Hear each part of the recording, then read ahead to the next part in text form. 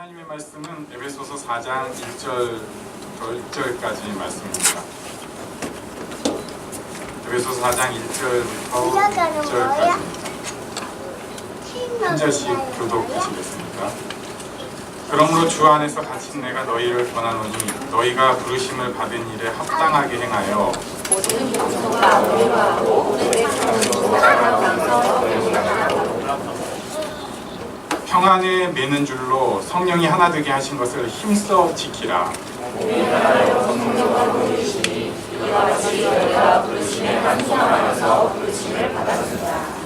주도 한 분이시요 믿음도 하나요 세례도 하나요 하나도 한 분이시니 곧 만유의 아버지시라. 만유에 계시고 만유를 통치하시고 만유 가운데 계시리로다.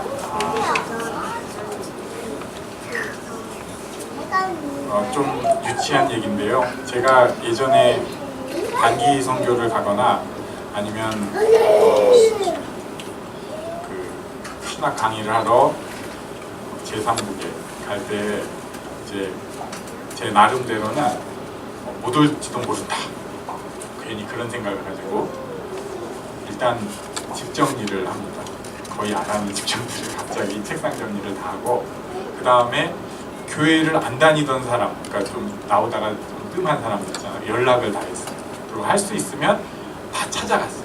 참 정말 체력이 좋은 시절이었던 것이 그 다음날 새벽에 나가가지고 바로 공항에 6시까지 가야 되는데 그래도 그 전날 밤 뭐 11시에 만나고 또 9시에 만나고 또 11시에 만나고 이런 식으로 만나가지고 막 얘기를 하는 거예요. 이렇다 저렇다 그런 생각이 났습니다. 우리가 이제 좀 몸이 만약에 정말 아프거나 언젠가 이제 주님 앞에 갈 날이 가까워서 마지막 호흡을 몰아쉬려고 할 때 그때 내 사랑하는 사람들한테 뭐라고 할까?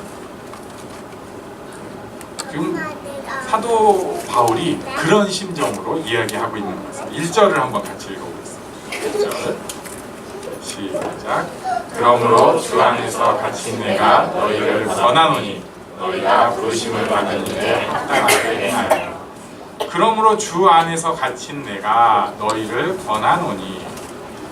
지금 에베소서, 빌립보서, 골로새서 목중서신입니다. 감옥에서 쓰는 편지예요. 또 여기에는 사도 바울이 이 문학적으로 두 가지 의미를 쓸 때가 있습니다. 주 안에서 갇혔다는 것은 주 안에서 내가 지금 감옥 생활하고 있는데 동시에 주 안에서 내가 꼭 주님께 잡혔다 뭐 이렇게 볼 수도 있습니다. 근데 사도 바울이 내가 이 갇힌 몸으로서 예수에 갇혀서 그래서 결국은 감옥까지 있어서 이 고생하면서 너희한테 권한다. 이 심각한 상황에서 너희한테 권한다. 그 내용이 무엇인가? 1절 뒤에 보니까 부르심을 받은 일에 합당하게 행하라. 부르심을 받은 일에 합당하게 행하라. 이게 무슨 뜻인가? 부르심을 받은 일에 합당하게 행하라. 내가 이렇게 갇혀서 너희한테 간곡히 제발 부탁하는데 부르심 받은 사람답게 좀 살아. 부르심 받은 사람답게 좀 행동하라고 이렇게 얘기를 합니다. 그리고 그 내용이 2절에 나옵니다. 2절을 우리 같이 읽겠습니다. 시작. 모든 겸손과 온유하고 오래 참음으로 사랑 가운데서 서로 용납하고. 부르심을 받은 일에 합당하게 행하는데 그 내용이 구체적으로 나오는 것이 겸손, 온유, 오래 참음, 사랑 그리고 그런 것 가운데 용납하기가 나옵니다. 겸손, 온유, 오래 참음, 사랑이 나옵니다. 아니 도대체 말이죠. 내가 지금 감옥에 갇혔는데 너희한테 권한다. 그러면은 우리 교회 있잖아요. 그러니까 이제 우리 이렇게 얘기하지 않겠어요? 전도해 뭐 이런 거 아니면은 하나님께 영광을 돌려라. 큰 얘기를 더 할 것 같은데 갑자기 굉장히 진지하게 목소리를 딱 바꾸더니 내가 갇힌 자로서 너희한테 권하는데 이것이 하나님께 부르심을 받은 사람으로서 합당한 일인데 그 다음에 딱 얘기하는 게 겸손, 오래 참아. 이런 얘기를 하고 있는 거예요. 겸손은요, 하나님 앞에서 자신을 낮추는 것입니다. 겸손은 하나님 앞에서 자신을 낮추는 것입니다. 내가 피조물이라는 것을 인정하는 것입니다. 그렇기 때문에 하나님께 의지하는 것입니다. 하나님께 다른 말로 항복하는 것입니다. 하나님께 내려놓는 것입니다. 우리의 기도가 이 겸손의 가장 적극적인 표현이에요. 교만하면 기도가 안 돼요. 겸손하기 때문에 기도할 수 있습니다. 그래서 기도의 자세는 사실 그렇잖아요. 뭐 하나님이 영이신데 우리가 그냥 침대에 반드시 누워서 기도할 수 있죠. 특별한데 엎드려서 기도할 수도 있고 하는데 왜 기도의 자세라고 하면 우리가 이렇게 무릎을 꿇고 기도하려고 하고, 아니면 이렇게 앉은 자세에서도 조금 더 이렇게 자세를 조아리고 기도하려고 할까? 겸손의 모습으로 하나님께 나아가기 위해서 있습니다. 하나님의 피조물인 것을 인정을 하는 거예요. 지금 에베소서의 논조를 보면 우리가 하나님을 닮아가는 것을 계속 얘기를 합니다. 우리 축복이니까 한번 옆 사람한테 얘기해 주시죠. 하나님 닮아가시기 바랍니다.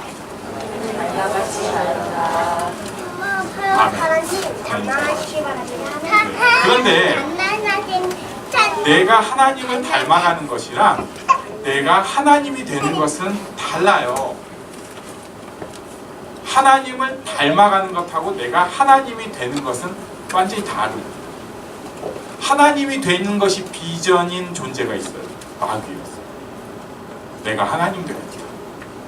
그래서 하나님과 대척점에 지금도 영적인 전투 가운데 허리는 꺾였지만 있는 것입니다. 우리도 잘못하면 이 마귀의 비전에 동참을 하게 됩니다. 그래서 내가 하나님이 되겠다. 그런 사람들의 특징은 정죄와 심판이 언제나 마음에 가득해요. 아니라고 하는데 이렇게 딱 보는 순간 벌써 심판과 정죄의 눈이, 교회에 와도 훅 보는 순간 벌써 트집부터 딱 잡아요. 오늘 목사님 넥타이 삐뚤어졌어. 목사님 오늘도 속이 비었네.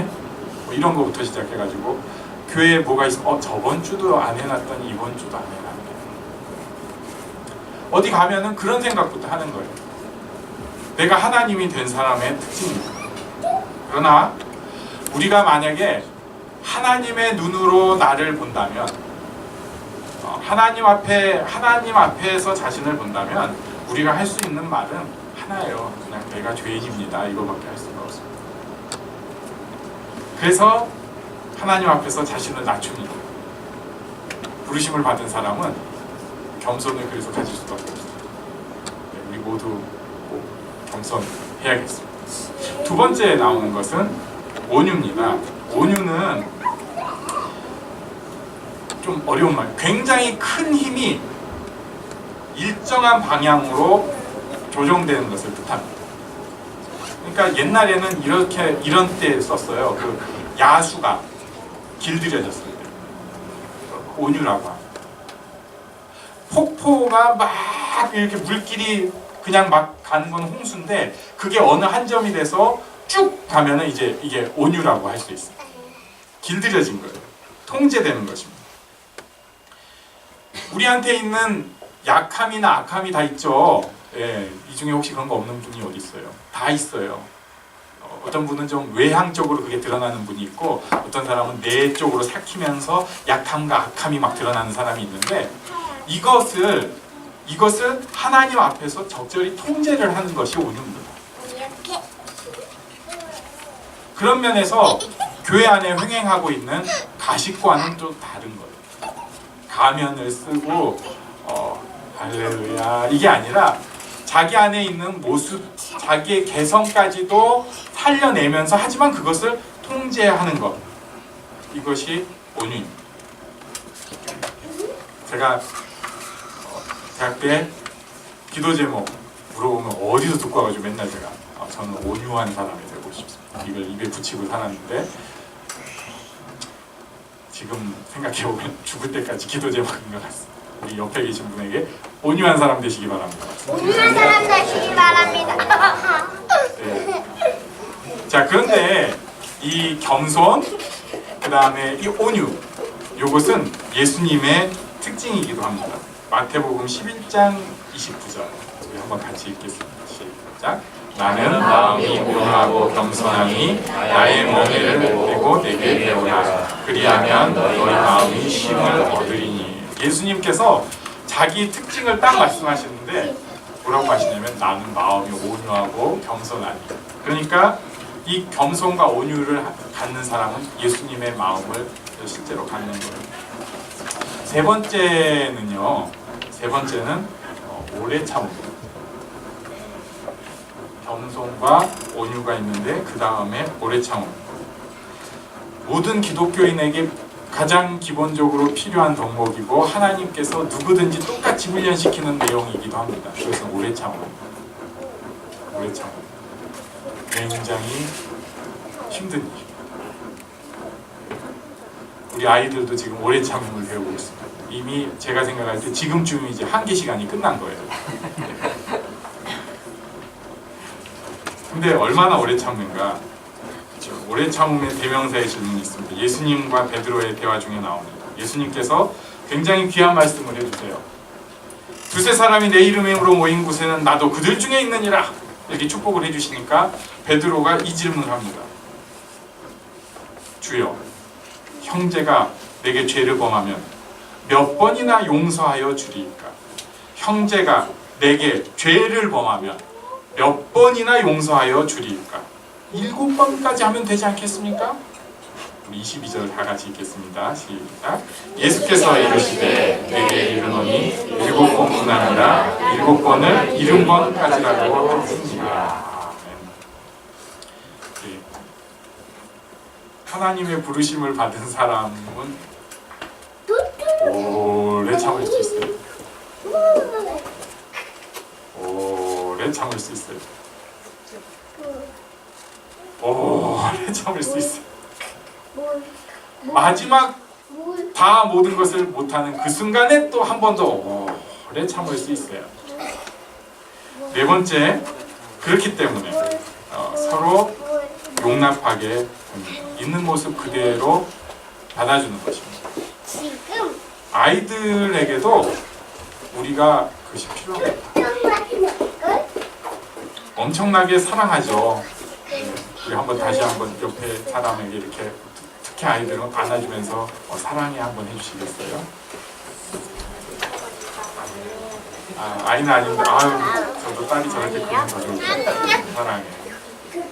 자, 그런데도 우리가요 자기도 모르게 이 사랑하는 애한테 잣대를 들이대고 이러쿵 저러쿵 한다고요. 사랑하는.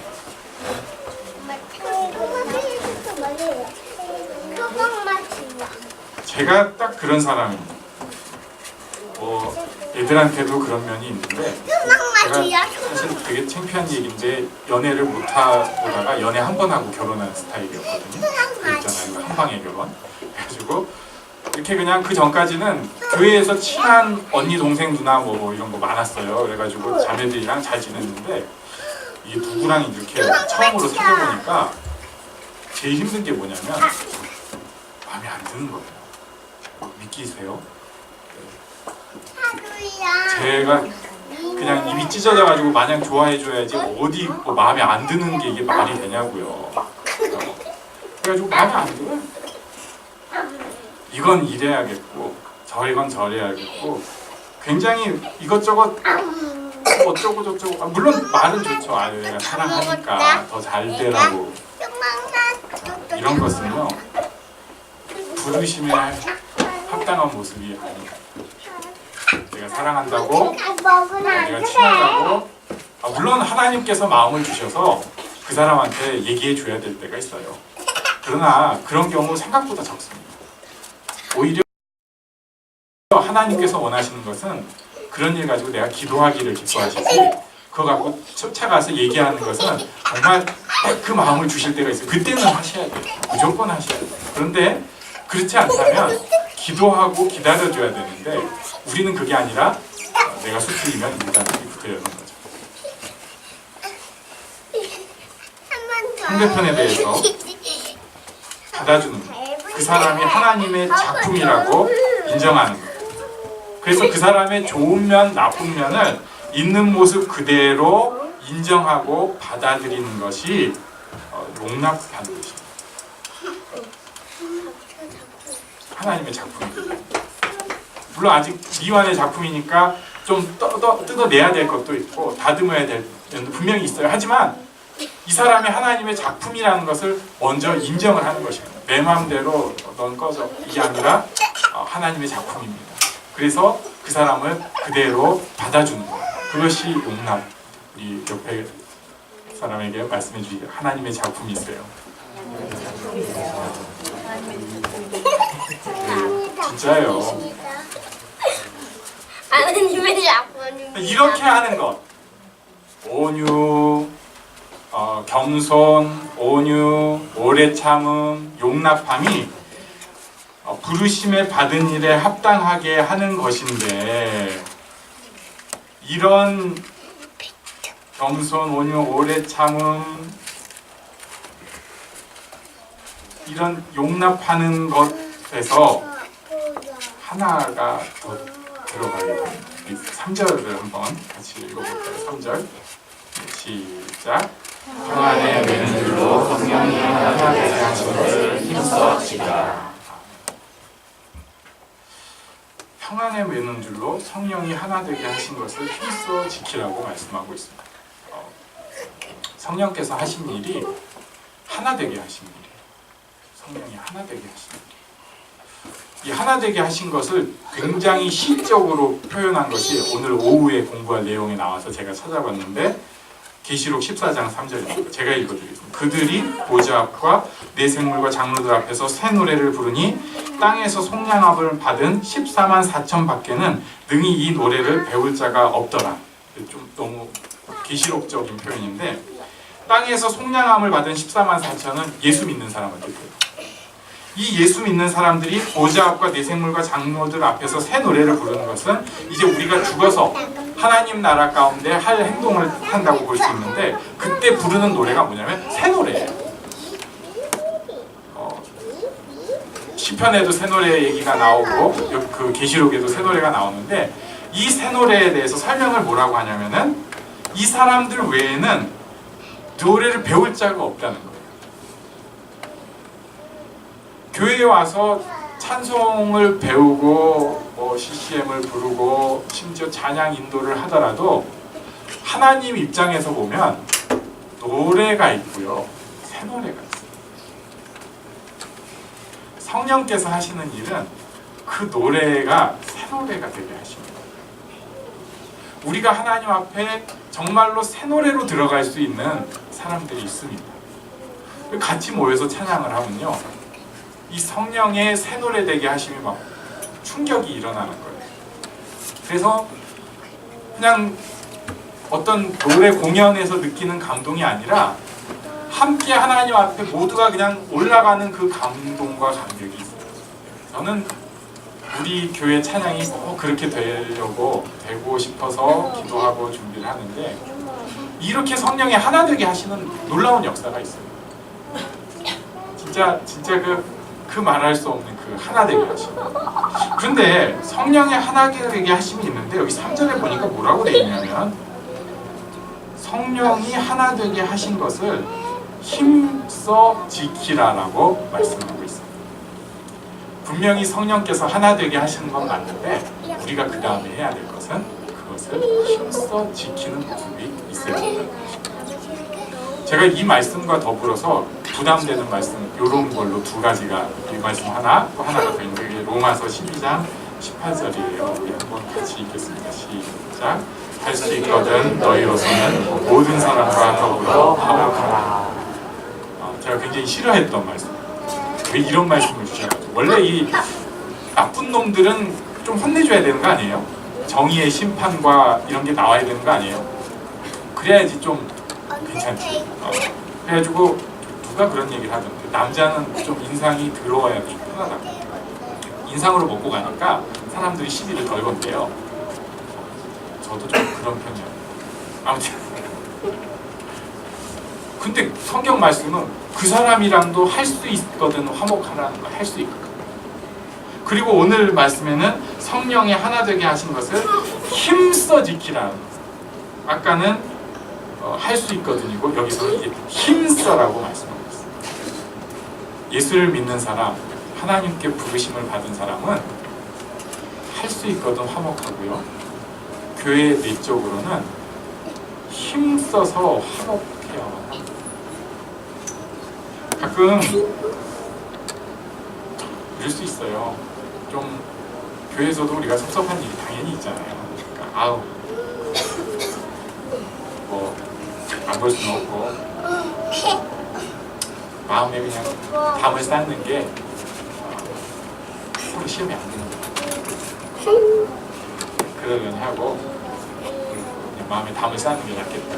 이런 식으로 우리가 부르심에 합당하지 않은 모습으로 갈 때가 있습니다. 부르심에 합당한 모습은 그 마음을 자꾸 끄집어내서 하나님 앞에 나를 다시 화목의 모습으로 좀 표현이 채찍질 해내는 것입니다. 쉬운 일이 아니에요.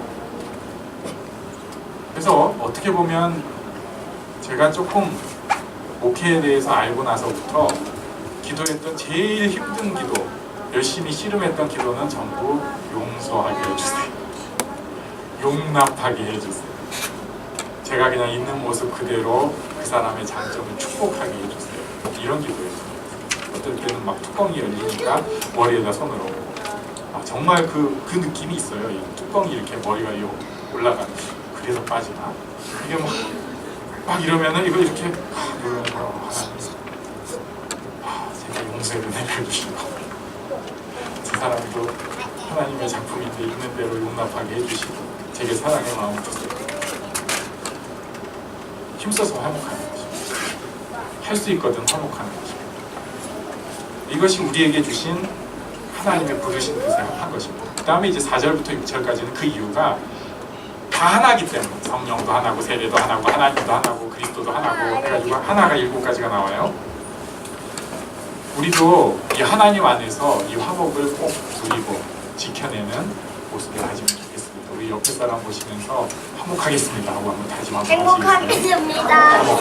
화목하겠습니다. 네, 우리 잠깐 기도하는 시간 갖겠습니다. 하나님, 우리 교회는 화목한 교회 되게 하시고 제가 화목의 도전을 갖고 실험할 수 있게 하여 주시옵소서. 축복하는 사람, 다른 사람을 용납하는 사람이 되게 하여 주시옵소서. 잠깐 기도하겠습니다.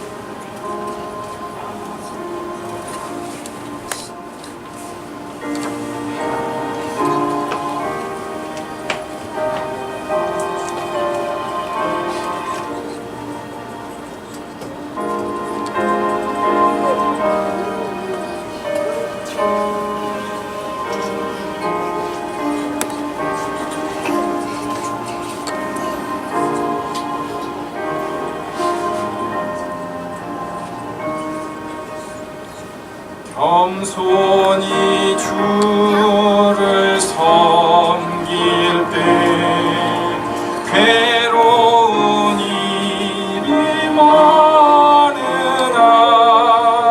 구주 연행에 힘주사 잘 감당하게 하소서. 인자한 마음을 가지고 사람을 감하시고 갈 길을 잃는 우리를 잘 인도하게 하소서. 구주